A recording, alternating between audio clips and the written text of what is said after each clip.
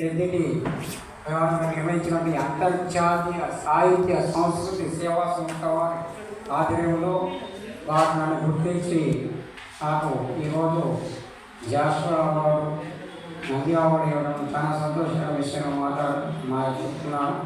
మాది నల్లగొండ జిల్లా నార్కట్పల్లి మండలం మాండ్ర గ్రామంలో మాండ్ర గ్రామం శ్రీ ఆంజనేయ స్వామి దేవస్థాన అర్చకుని గ్రామ పురోహితుని నేను. ఈరోజు నేను పెద్ద కవిని ఏమి కాదు, అర్చకుని పూజారిని. అయినా సరే నేను చెప్పుకోవాలన్న ఉద్దేశంతో నేను ఇలా పాల్గొనడం జరిగింది.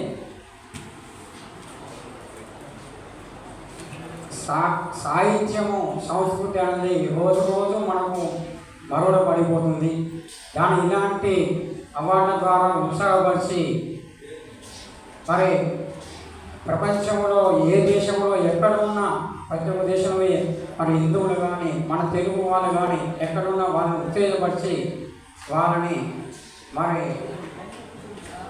ఇలాంటి వాళ్ళని తీసుకొచ్చి ఇక్కడ మరి అవార్డులు ఇచ్చే వాళ్ళు మన సాహిత్యాన్ని మరుగున పడిపోకుండా కాపాడవలసి ఉన్న బాధ్యత మన ప్రతి ఒక్కరి వారిలో ఉన్నది.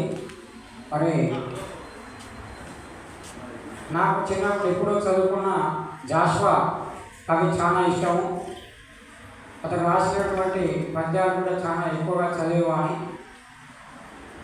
గుణం లేని వాడు కులం గుడి పడుతాడు అనే ఒకటి ఉంది. అది చాలా నచ్చింది. అది ఇప్పుడు మన లోకం నుంచి ప్రస్తుతానికి అయ్యే జరుగుతున్నది.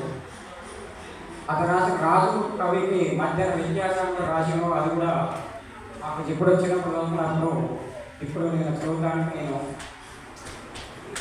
రాజు చేతి కత్తి రక్తంబు వర్షించు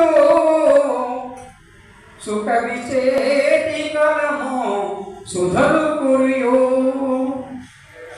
రాజు మరణించెనొక రాలిపాయే సుకవి మరణించెనొక గగనమెక్కే రాజు జీవించే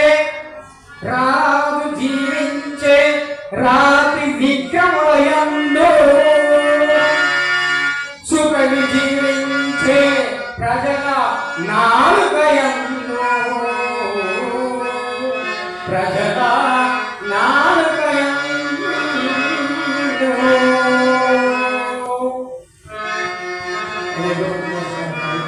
నాకు చిన్నప్పుడు నేను ఎప్పుడో చదువుకున్నాను, అది ఇప్పటికి కూడా నేను మర్చిపోలేదు. అలాంటి రాజుకు కవితకి మధ్యన మన విద్యాసాగర్ మా గురుగారు తెలుగు పండితులు అంటే